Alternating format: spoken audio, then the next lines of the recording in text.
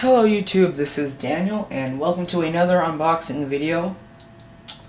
And this is probably the last major important part for my PC build project. And as you can see, it is another product from Microcenter again. Again, best computer company, my favorite not computer company, but my favorite computer store. So anyway, what do we have in the box? Alrighty, pulling out, we have a magnetic screw tray for magnetic screw, or not magnetic screws, but just metal screws in general. It says, so there's that. And then we also have, what do we else? Alrighty, we also have, of course, the ubiquitous catalog, well, small catalog they give you every time you buy something from there. And then what do we else do we have? Okay. And then we also have a receipt. I did not get a protection plan for this one. I think it comes with a 2-year protection plan. But just so you know, what I'm talking about is actually the main star of the show. Not this. This is not the main star of the show. This is the main star of the show. And I'm finally happy. And this is the CPU cooler. Ow. I have a CPU cooler, and that is all from Cooler Master. And yes, it is a good one. Alright. So, here we have the items that I've got at Microcenter. So, I'm going to go ahead and focus the camera so I can show you guys much better. Alrighty. So, I'm going to go ahead and do an unboxing for this real quick because it's very easy, and let's see my reflection in there. Hi. Okay, anyway, so you probably did not see me say hi. So, alrighty, before I open it. Alright, so this is like a generic no-name brand tray. All it says is made in China. That's all it says. So this is the 4 3/8 of an inch magnetic parts tray. It says it's 4 3/8 inches, 110 millimeter stainless steel tray. Super magnetic tray that holds both heavy tools and small iron and steel parts. What else does it say? It says that it's to assist you, great for small parts, fasteners, and tools. It also says to assist users while repairing in high or dark places. Stainless steel tray resists corrosion, and it's the powerful permanent magnet. Just so you know, this tray is not a magnet. It's not a magnetic based tray. The magnet's actually under the tray. The tray itself is just a stainless steel. It has stainless steel. There's no magnetic particles inside of it at all. It says the same, so that's pretty much the same wording all around the box, except only the left and right parts of the box have the word made in China on it, or the phrase, I guess you can call it. So, you're looking to the back. There's a thingy to allow you to hang it up from like a hanger in the store. And here's some information about it. It says you can use it horizontally, use it upside down, use it vertically, and small parts and tools will never get lost. And that's what I like about these trays. You can stick it to virtually anything that is metal, and it won't fall. And same thing, same information on the other side. I gotta be careful because the magnet almost made the camera go shut off, so I need to be careful about that. So I'm gonna back this up a bit. So it says the magnet is extremely powerful. Keep away from sensitive electronic equipment, computers, computer disks, computer tapes, and engine control modules, and etc. This might wipe out hard drives. I'm not sure. The magnet was powerful enough to make the camera LCD go asleep a few times, so I gotta be careful. And it was about 3 inches from the camera when it started doing that. So this is a very powerful magnet. So good to keep that away from hard drives and working. Alrighty, let's just open up the box. So here's the tray itself. The tray is just simply a stainless steel bowl. Not really stainless steel because I can see my fingerprints on it. Anyway, it's a stainless steel bowl and there's scratches in it also. And it has a magnetic thingy on the bottom under rubber. So basically what you do, hopefully I'm not ripping any hard drives out. That's not metal at all. What was I thinking? Basically you take a metal device of some sort. Let me just get a bracket or a screwdriver. Here's an example. Screwdriver, stick it like that. So that's how that works. You can stick it to ceiling fan if you wanted to as a joke. Put a prank on your friends. You can throw it in the ceiling. Well, yeah. So you just put your screws inside of it and they'll keep it all set. So that's the magnetic tray from Made in China. That's a big sticker right there. It says Made in China, which is kind of funny, I guess. So I'm going to put this back in its box.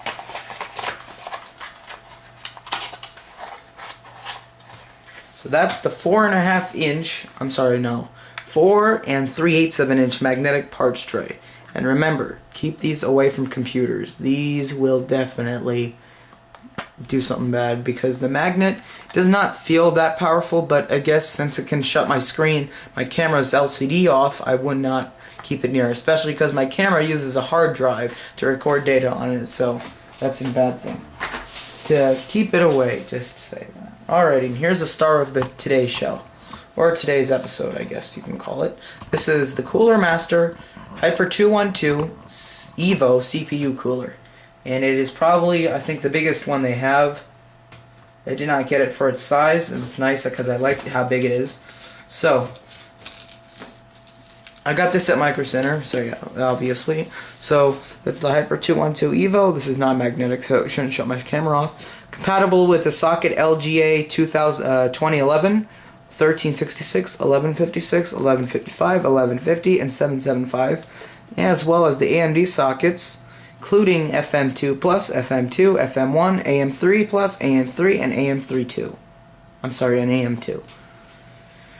CPU sockets, that's what I just said. Dimensions, the whole thing, the dimensions for the whole product is 120 millimeters by 17 millimeters. I'm sorry, 120 millimeters by 77 millimeters by 158.5 millimeters. That in inches is 4.7 inches by 3 inches by 6.2 inches. The heat sink dimensions are 116 by 51 by 158.5 millimeters. That in inches is 4.6 by 2 by 6.2 inches. Heat sink material, it says it claims to use 4 direct contact heat pipes with aluminum fins. The heat sink weighs 465 grams, which is equivalent to 1.03 pounds. The heat pipe dimensions is 6 millimeters with a with a slash right through it, with a backslash right through it. The fan dimensions are 120 by 120 by 25 millimeters, which is 4.7 by 4.7 by 1 inch. Fan speeds go from 600 to 2000 RPM, and this is a PWM fan. Fan airflow 24.9 to 82.9 CFM. I don't know what that stands for. Fan air pressure goes 0.3 to 2.7 millimeter H2O. I'm not sure what that is either. Fan life expectancy 40,000 hours. And noise level goes from 9 to 36 decibels depending on how fast the fan goes. Bearing type is long sleeve bearing. Connector is 4-pin because it's a PWM fan. The rated voltage is 12 volts DC. Rated current is 0.22 amps. It says it's tested and certified under a safety current of 0.37 amps. Power consumption 2.64 watts. Fan weight is 104 grams or 0.23 pounds. There's another star. Oh, CPU socket has an asterisk, and that asterisk means for the latest CPU support information, please visit our website. Okay. Alright. And there's their website at the bottom. And on the back, pretty much information in different languages. For direct, blah, blah, blah. Upgradable to second fan. Upgradable to second fan with quick snap fan bracket. Wide range PWM fan with unique blade design. Versatile all-in-one mounting solution for Intel and AMD sockets. As of now, this CPU cooler, as I know it, is one of the popular air coolers. Most people tend to buy this. I actually did not get it for $36.99 as stated on the barcode. I actually got it for $29.99 because it was on sale. Alright. Let's go ahead and open this box. I'm ready to get all the information. Yep. So, let's open this box up. I want to go ahead and focus the camera right here, and we're going to go ahead and begin to open it. So, this is the cooler. Oh, that's much better. So, here's the Cooler Master. I'm going to move my mouse pad out of the way. Alrighty. This is it. Alrighty. So, that's the bottom. Same information on the bottom, just in different languages. I guess they couldn't fit all the languages on the back, so they put them on the bottom. So it has the CE and FCC logo, I guess, for the fan, I guess.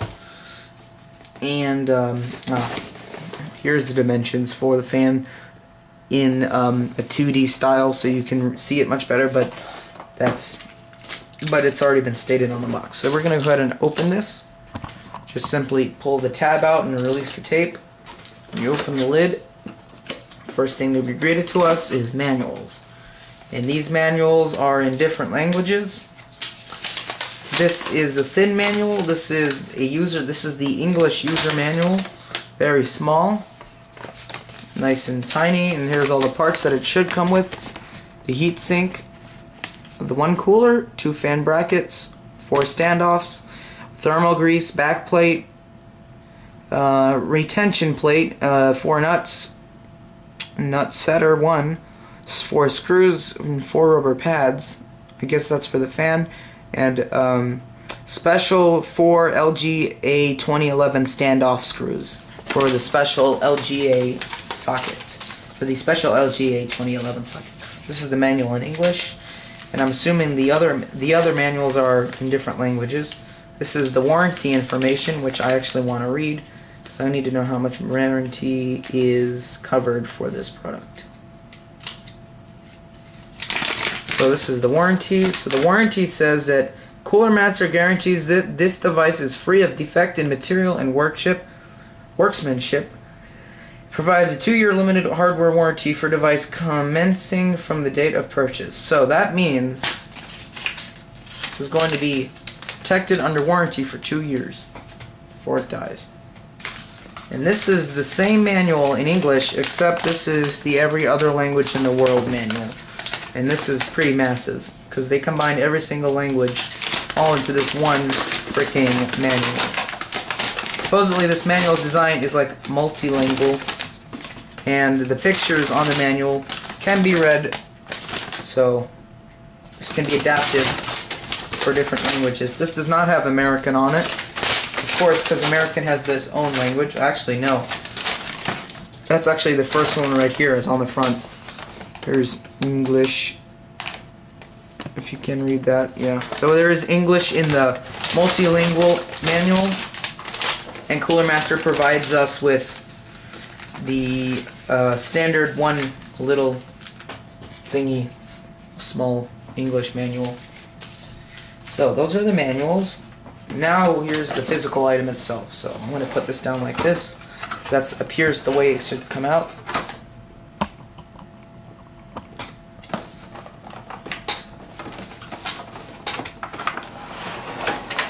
And here it is out of the box. And that's all that's inside. I'm going to set this next to me on the floor. So here's the whole fail. Okay. You know what? I'm going to move it right here. That's a better idea. Alrighty. So here's the physical cooler itself. There, the fan's already attached. I may need to reverse the I may need to flip it to the other side maybe. So here's the accessories bag. And well, the back plate's actually on the bottom of the packaging. And this is the back plate for the motherboard that goes on it. It has holes for the Intel holes and I'm sorry, I don't know which is which. These are the Intel holes. So if you wanted to, if you wanted to mount it in order for you, I guess this is how it works. If you want to use the AMD version, you mount it on this side with the board like this. You mount it like that. But if you wanted to use the Intel version, you flip it upside down and you mount them like that. I think that's how it is. But it looks like there's an adhesive. Oh no, wait, yeah. So it's designed depending on which board your depending on which board your CPU, your motherboard, depending on which socket your motherboard takes, or it is, you would flip it for the corresponding processor or socket you have. So this is AMD, this is Intel. Alright, so that's that. This is the accessories bag. Let's go ahead and open that up.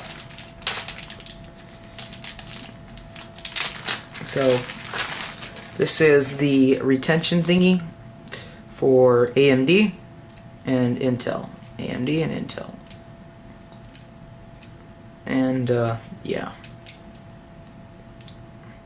So once I guess you have the AMD processor, which is this, I think. Yeah, once you got the AMD, you tighten this down, and that keeps it like that when you type that thing down. And then when you put, I guess you put the, you put it to mount it. I guess you take your black plate. Fail. I think this is actually, I think this side's actually AMD. This side's AMD, and this side's Intel. Fail. Alrighty, sorry. So I guess this is how you would mount it in, pretending that the motherboard is in between those. And you also have to adjust the screws depending on which socket your motherboard takes through these thingies. Don't know how you do that though. Probably in the manual, but I'm too lazy to check.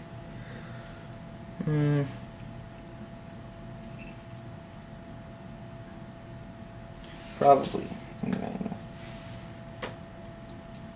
Oh, so that's the mounting. That's the retention bracket. So yeah, depending on which one you'd have, this is the AMD version, and then, or I just got it stuck. Alright, there we go. And then this is the Intel, which mounts like that. In a way, like that. There we go. That's kind of how you mount an Intel. That's the Intel. Alright. So, Intel, AMD. That's it. AMD, Intel. AMD, Intel. Okay. Now I got that sorted out. What else do we have? We have the mounting brackets for the second fan you'd like to install. That would go on the other side of the cooler. They'd go on the bottom part of right here. And these same mounting brackets are actually holding this fan in too. So supposedly they are toolless, even though they have screw holes in them. I don't know why. We'll get to that, I guess, when we look at more of the cooler. Here we've got rubber pads. I guess these are also for the fans to keep those in place. So I guess from noise reduction, I guess. These are the special Intel LGA 2011 screws. Right there. And a couple of scattered around screws. I guess these are for mounting the fans, I guess, into the brackets, which would mount like... So these are what those screw holes are for. These are for mounting any fan you get into those brackets. That's how you mount it. You just do that. And these, this cooler takes 120 millimeter fans or 12 centimeter fans. So those are those. And I'm assuming, yes, these screws are all over the bag. Yeah, I see others.